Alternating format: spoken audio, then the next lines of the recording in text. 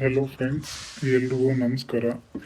ಬೆಳಿಗ್ಗೆ ಎದ್ದು ಇವತ್ತು ವ್ಲಾಗ್ ಮಾಡೋಣ ಅಂತ ಡಿಸೈಡ್ ಮಾಡ್ಕೊಂಡೆ. ಸೊ ಅದಕ್ಕೆ ನನ್ನ ಬೈಕ್ ಒರೆಸಿ ಆಮೇಲೆ ತೊಳ್ಕೊಂಡೆ, ಸ್ವಲ್ಪ ನೀರು ಹಾಕ್ಕೊಂಡು. क्या सोच है रे तेरी मानना पड़ेगा.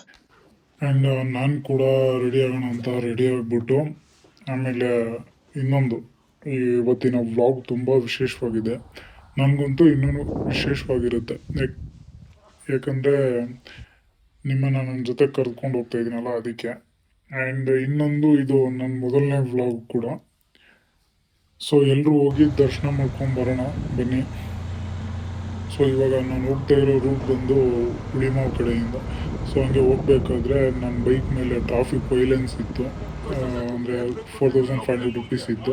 ಸೊ ಆದರೆ ನಾನು ಕಟ್ಟಿದ್ದು 2250 ರುಪೀಸ್, 50% ಆಫರ್ ಬಿಟ್ಟಿದ್ರಲ್ಲ, ಅದಕ್ಕೆ ಪೇ ಮಾಡಿಕೊಂಡೆ. ನೀವು ಯಾರಾದರೂ ಪೇ ಮಾಡೋದಾದರೆ ನಾಳೆ ಒಳಗಡೆ, ಅಂದರೆ 10th ಜುಲೈ ಒಳಗಡೆ ಪೇ ಮಾಡ್ಕೊಳ್ಳಿ. ಅಂದರೆ ಪೊಲೀಸ್ ಅವರೇ ಹೇಳಿದ್ರು. ಆಮೇಲೆ ಅಲ್ಲಿ ಯಾರು ಹಿಂದೆ ಹುಡುಗನ ಜೊತೆ ಏನೋ ಸ್ವಲ್ಪ ಗಲಾಟೆ ಮಾಡ್ಕೊತ ಇದ್ರು ಪೊಲೀಸರು.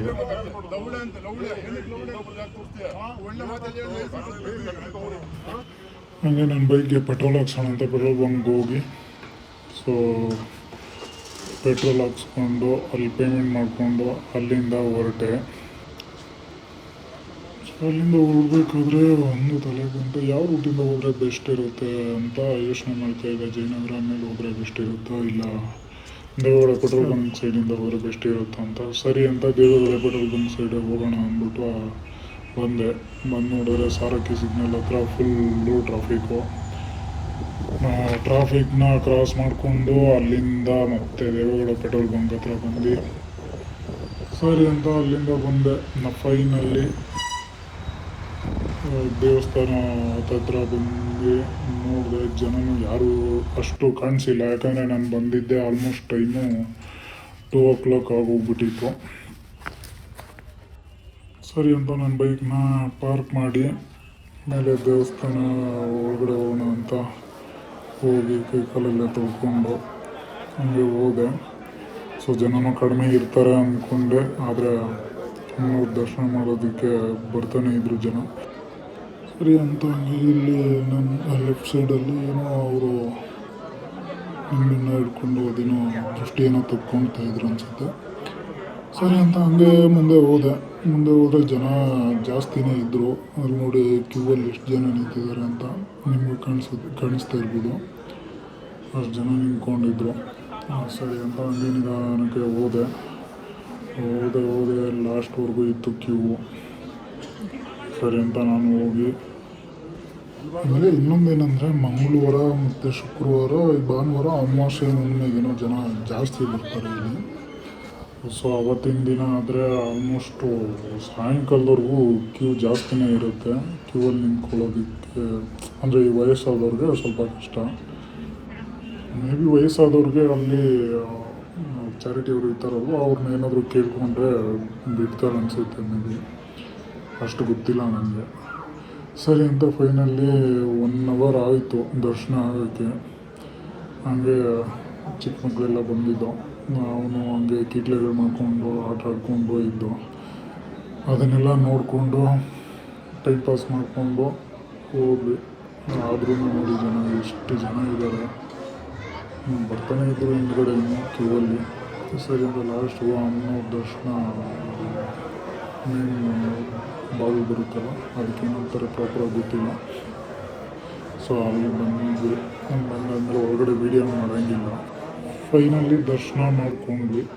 ದರ್ಶನ ಮಾಡಿಕೊಂಡು ಆಚೆ ಬಂದು ಇಲ್ಲಿ ಎಲ್ಲರೂ ಕಾಯಿ ನೆನೆಸ್ತಾಯಿದ್ರು. ಕಾಯಿ ನೆನೆಸೋದನ್ನು ನೋಡ್ತಾ ಇದ್ದೆ. ಕೆಲವ್ರದ್ದು ಕಾಯಿ ಅಂಟ್ಕೊತಾ ಇತ್ತು, ಕೆಲವ್ರದ್ದು ಅಂಟ್ಕೊತಾ ಇರಲಿಲ್ಲ. ನಾನು ಯೋಚನೆ ಮಾಡ್ತಾಯಿದ್ದೆ, ಸರಿ ನಾನು ಒಂದು ಕಾಯಿ ನೆನೆಸ್ಬಿಡೋಣ ಅಂತ ಮನಸ್ಸಲ್ಲಿರೋದನ್ನು ಕೇಳಿಕೊಂಡು. ಸೊ ನೀವು ಯಾರಾದರೂ ಬಂದರೆ ಇಲ್ಲಿಗೆ ನೀವು ಮನಸ್ಸಲ್ಲಿರೋದನ್ನು ಕೇಳಿಕೊಂಡು ಕಾಯಿನ ಅಂಟಿಸ್ಬೋದು. ನಂಬಿಕೆ ಅದೊಂದು ಅಂದ್ಕೊಂಡ್ರೆ ಅದು ಮನಸ್ಸಲ್ಲಿ ಅಂದ್ಕೊಂಡಿರೋದು ಈಡೇರುತ್ತೆ ಅಂತ, ಅಂದರೆ ನೆರವೇರುತ್ತೆ ಅಂತ. ಇನ್ ಕೇಸ್ ಅದು ಅಂದ್ಕೊಂಡಿಲ್ಲ ಅಂದರೆ ನೆರವೇರಲ್ಲ ಅಂತ. ಸೊ ಫೈನಲಿ ನಾನು ಕಾಯಿನ ಹುಡ್ಬಿಟ್ಟು ₹1 ಕಾಯಿನ ಸಿಕ್ತು. ಸರಿ ಅಂತ ಆ ಕಾಯಿನ ತಗೊಂಡೆ, ಅಂಟಿಸ್ದೆ. ನನಗೂ ಭಯ ಇತ್ತು ಎಲ್ಲಿ ಅಂಟ್ಕೊಳ್ಳುತ್ತೋ ಇಲ್ವೋ ಅಂತ. ಸೊ ಫೈನಲಿ ಅಂಟಿಸ್ದವಾಗ 1-2 ಸೆಕೆಂಡೇನೋ ಅಂಟಿಸಿದೆ ಅಷ್ಟೇ. ಫೈನಲಿ ಅಂಟ್ಕೊಂತು. ನಾನು ಸರಿ ಅಂದ್ಬಿಟ್ಟು ಆಚೆ ಬಂದು ಪ್ರಸಾದ ತಿಂದ್ಕೊಂಡೆ. ಒಂದಲ್ಲ ಅಂತ 2 ಸರ್ತಿ ಪ್ರಸಾದ ಹಾಕ್ಸ್ಕೊಂಡೆ. ಸೊ ಅಲ್ಲೂ ಹುಡುಗರು ಹಾಕಿದ್ರು. ಸರಿ ಅಂತ ಅಲ್ಲಿ ತಿಂದ್ಕೊಂಡು 1-2 ಫೋಟೋ ಹಿಡ್ಕೊಳ್ಳೋಣ ಅಂತ 1-2 ಫೋಟೋ ಹಿಡ್ಕೊಂಡು ಫೋಟೋ ಎಲ್ಲ ಹಿಡ್ಕೊಂಡಿದ್ದಾಗೋಯ್ತು. ಫೈನಲಿ ಅಲ್ಲಿ ಯಾರೋ 1-2 ಫೋಟೋ ಹಿಡೀರಿ ಅಂತಂದ್ರೆ ಅವ್ರಿಗೂ ಹಿಡ್ಕೊಟ್ಟು ಸರಿ ಅಂತ ಬೈಕ್ ಹತ್ರ ಹೊರಟೆ. ನಮ್ಮ ಮನೆಗೆ ಹೋಗ್ಬೇಕಲ್ಲ, ಇನ್ನು ದರ್ಶನ ಎಲ್ಲ ಆಗೋಯ್ತು. ದರ್ಶನ ಎಲ್ಲ ಮುಗಿಸ್ಕೊಂಡು ಹೊರಡೋಣ ಅಂದ್ಬಿಟ್ಟು ಬಂದೆ ಕೆಳಗಡೆ. ಆಮೇಲೆ ಇನ್ನೊಂದು ಇದು ಸ್ಲಿಪ್ಪರ್ ಎಲ್ಲ ನಾನು ಯೂಶ್ವಲಿ ಯಾವಾಗೇ ಬಂದರೂ ಬೈಕ್ ಹತ್ರನೇ ಬಿಟ್ಬಿಟ್ಟು ಹೋಗೋದು ನಾನು, ಬೈಕ್ ಕೆಳಗಡೆ. ಯಾಕೆಂದರೆ ಅಲ್ಲಿ ಕೈಯಲ್ಲೆಲ್ಲ ಎತ್ತಿ ಇಕ್ತಾರೆ. ಸೊ ಅದು ನನಗೇನೋ ಒಂಥರ ಬ್ಯಾಡ್ ಫೀಲಿಂಗ್ ಬಂದ್ಬಿಡುತ್ತೆ ಬೇರೆಯವ್ರ ಕೈಯಲ್ಲೆಲ್ಲ ಸ್ಲಿಪ್ಪರ್ ಮುಟ್ಸಿದ್ರೆ.